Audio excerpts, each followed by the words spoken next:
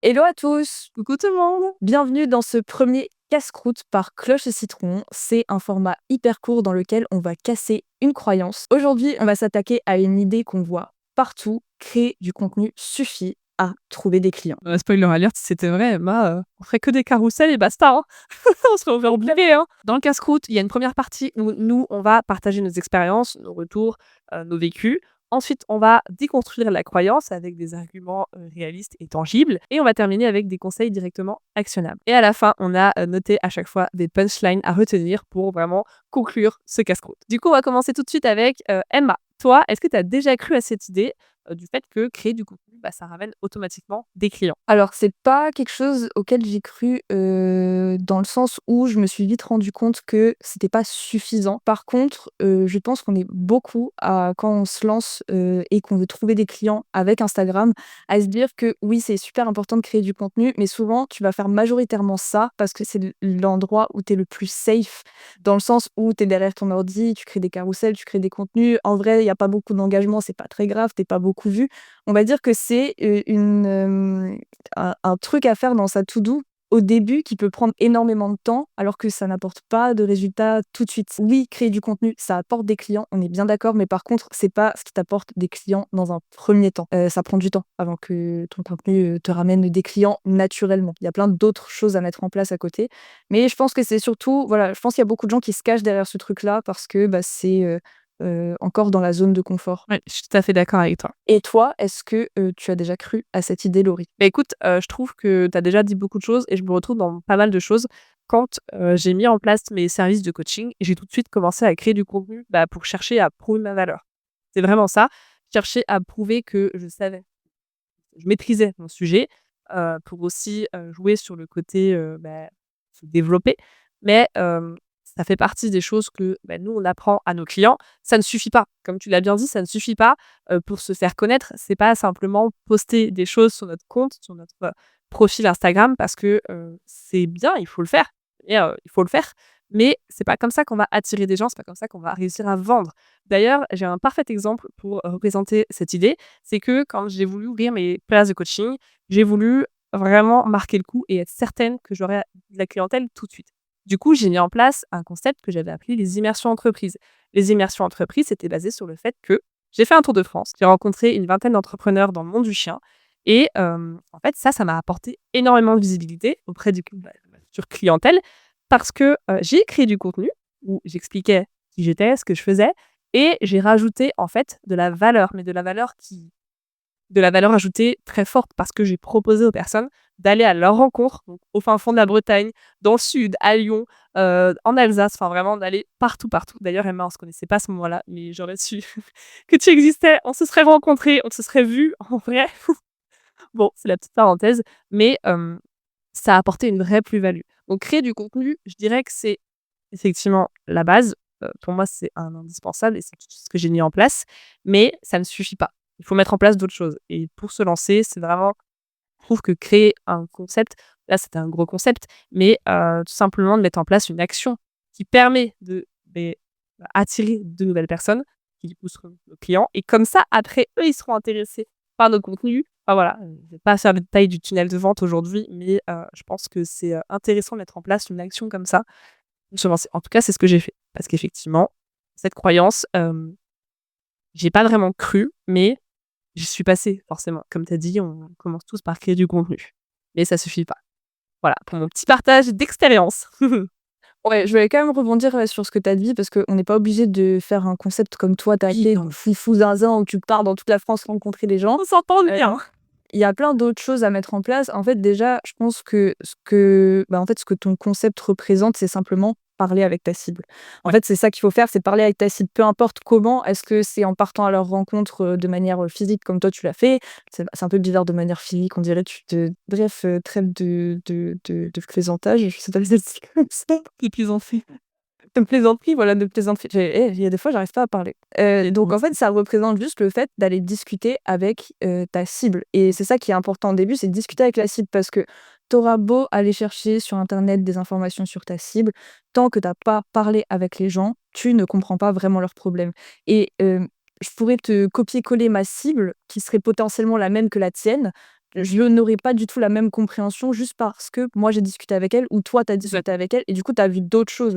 Et derrière, tu vois, c'est aussi, fou parce que je trouve que ce concept-là, de ta part, il a aussi amené, je pense, à ton ouverture à tout ce qui est collaboration et partenariat, qui est beaucoup plus ancré que chez d'autres personnes. Genre chez moi, c'est beaucoup moins ancré et chez toi, c'est très ancré, mais c'est hyper cohérent avec comment tu as lancé le truc, tu vois? Donc c'est super intéressant à observer, je trouve. C'est ça, c'est ça. Bah, comme tu as dit, on n'est pas obligé de faire un truc comme ça.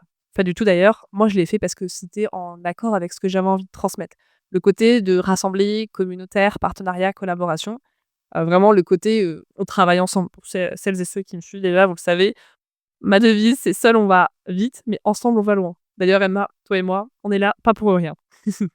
Donc ouais, c'est Exactement. exactement ça et il y a plein d'autres moyens de le faire, mais comme tu as dit, je pense que le truc le plus important là à retenir, c'est parler à sa cible et se montrer auprès de sa cible. Alors, par contre, je dis pas de pas poster du contenu, hein. Enfin, c'est pas du tout ce que Ah je oui, suis en non, train de dire. Il faut créer du mieux contenu parce poster. que le contenu, en fait, c'est juste que ça va prendre un peu plus de temps à te rapporter des clients et là, je parle, spécifiquement quand même pour des personnes comme nous qui font du coaching ou qui ont des offres chères, tu vois? Parce que c'est pas pareil de vendre des offres quand tu es éducateur canin ou quand tu es coach, biz comme nous, parce qu'on n'est pas du tout sur les mêmes ordres de grandeur de prix. Complètement.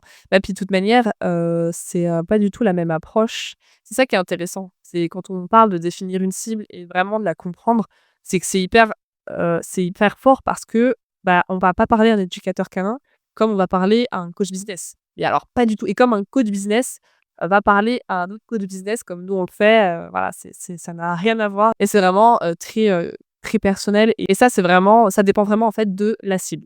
On vous a parlé un petit peu de là, nos expériences, nous, ce qu'on a vécu, ce qu'on a mis en place, nos avis et maintenant, en fait, on va parler de comment déconstruire cette croyance. On va vous expliquer en 3 points comment déconstruire la croyance. Trouver du contenu, ça suffit pour trouver des clients. Tu as trouvé du contenu, hein. Non, oui, OK, donc comment on fait pour casser cette croyance de créer du contenu suffit à trouver des clients? J'aimerais juste préciser qu'on s'adresse aux personnes qui viennent de se lancer.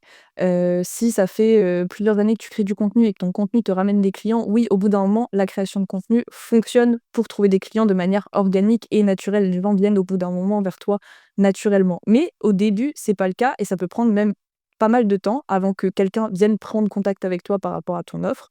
Juste en ayant regardé tes contenus et dans les contenus, je mets aussi, tout ce qui est story, donc je précise. Donc la première chose, c'est qu'on pense qu'en montrant nos compétences, en montrant notre valeur, en montrant ce qu'on sait faire, on va attirer, des personnes. Sauf que les personnes ne sont pas vraiment attirées par les compétences, mais plus par, les transformations, une approche différente, enfin bref, quelque chose qui va faire que tu vas te différencier. Donc quand tu crées du contenu pour attirer de nouvelles personnes sur ton compte sur Instagram et faire grossir ton audience, ce que tu vas faire, c'est pas donner un maximum de valeur parce que, malheureusement, quand tu donnes un max de valeur, souvent, tu attires tes concurrents et pas tes clients. Donc ce qu'il faut que tu fasses, c'est que tu leur montres que tu vas parler de leurs problèmes à eux. C'est ça qui va te permettre d'attirer des potentiels futurs clients sur ton compte. et justement, pour rebondir là-dessus, c'est exactement ça. Le contenu qui va attirer le client ne sera pas forcément celui enfin, c'est même certain, ça va pas être celui qui va convertir le client. Donc il y a une différence entre créer du contenu pour attirer et créer du contenu pour vendre. On a tout un schéma, tout un tunnel de conversion. On attire, on met en confiance, on crée une relation avec la personne, on donne envie d'acheter et bah, du coup, le jour où on a une offre, on la met en avant et là, le contenu sera fait pour vendre. Mais effectivement, créer du contenu tout simplement dans l'objectif de tout de suite trouver du client, ça ne suffira pas. Il faut mettre en avant la transformation. Par exemple, un éducateur canin, quand il va montrer des photos, des portraits des chiens qu'il va avoir en séance, c'est bien, mais effectivement, c'est pas ça qui va convertir des nouveaux clients.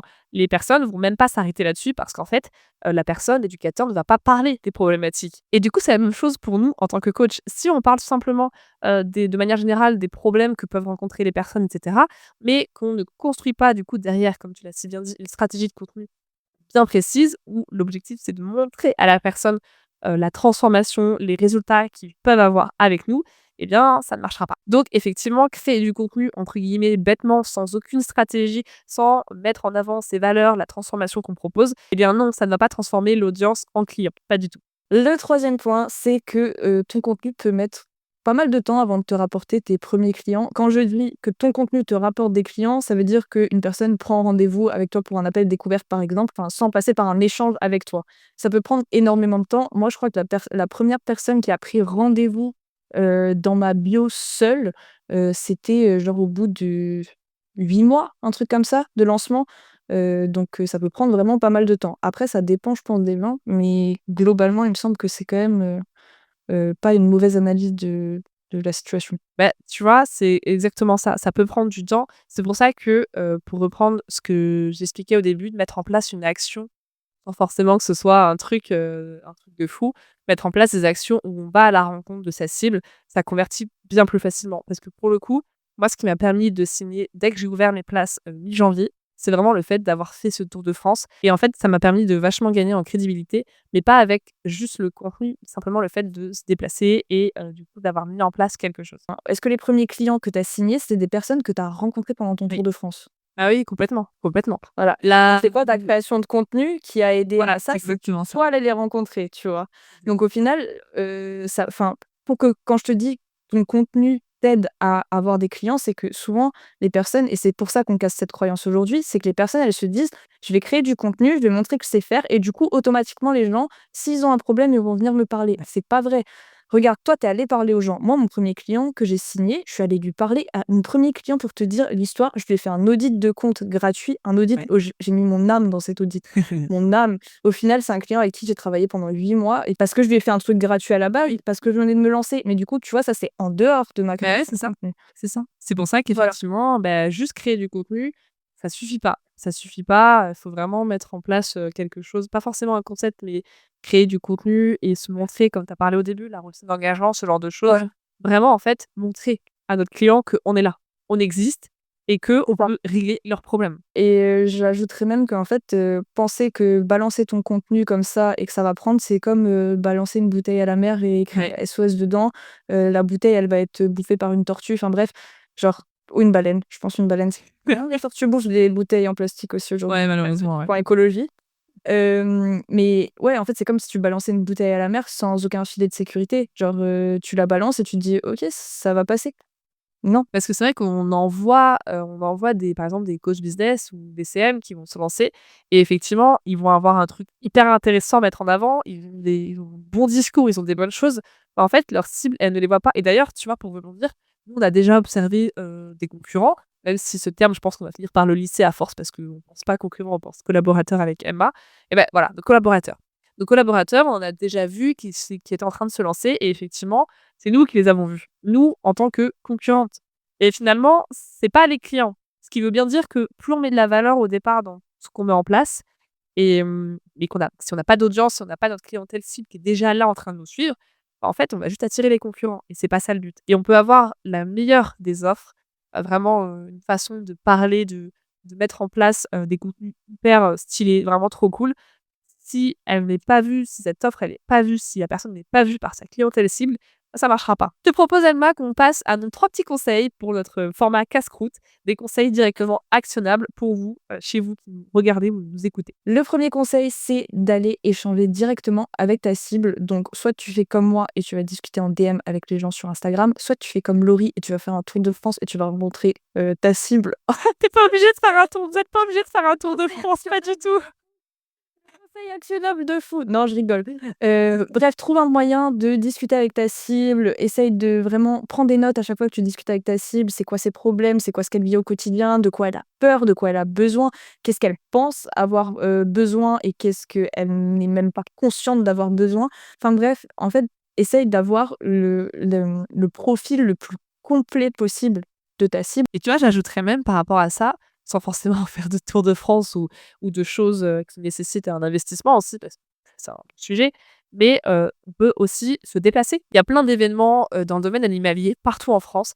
Il y a plein de pros qui exposent, il y en a de plus en plus et ça, c'est aussi un très bon terrain, finalement, pour venir, bah, sonder un petit peu son audience, se faire connaître, sans forcément avoir vraiment, une attitude assez agressive, mais vraiment juste d'aller sur place, de pouvoir discuter avec les personnes, de se faire connaître. Ça passe aussi par ça passe par le réseau.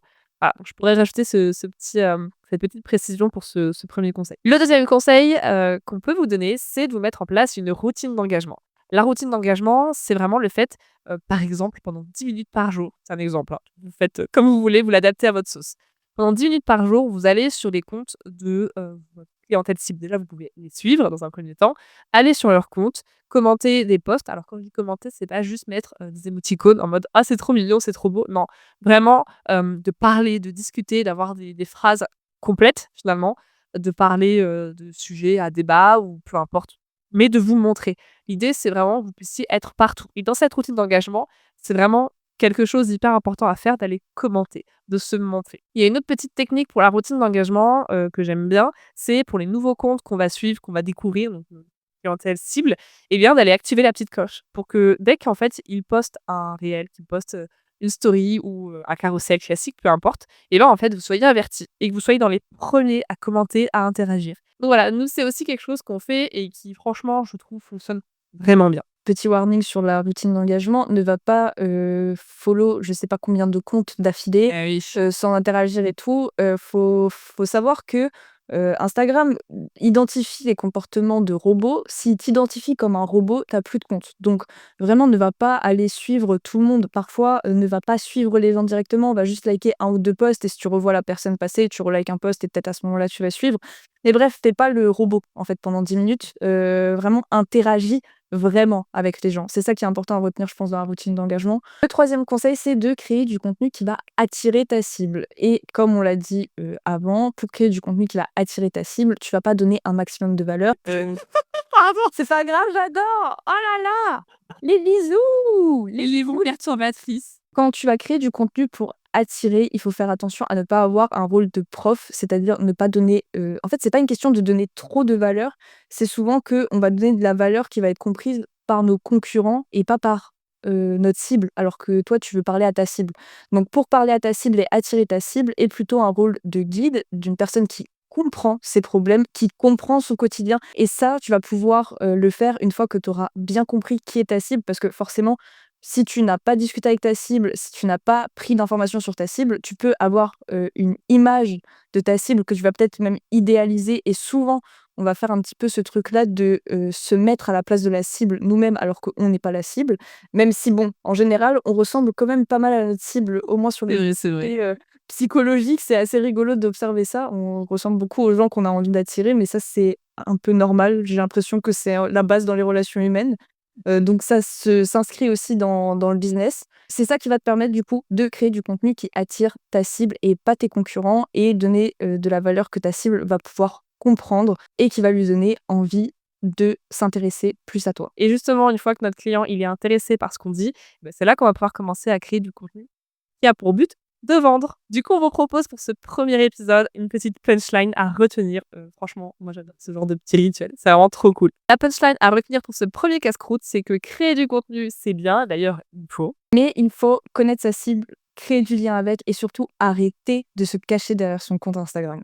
Exactement, Emma, je suis complètement d'accord avec toi. Dites-nous en commentaire si vous pensez que cette croyance était vraie ou fausse. Donc je répète ta croyance, créer du contenu suffit à trouver des clients. On a une dernière petite mission pour vous. Dans les 10 minutes qui vont suivre la fin de ce podcast, on vous met au challenge d'écrire votre propre routine d'engagement et de la mettre en place dès maintenant.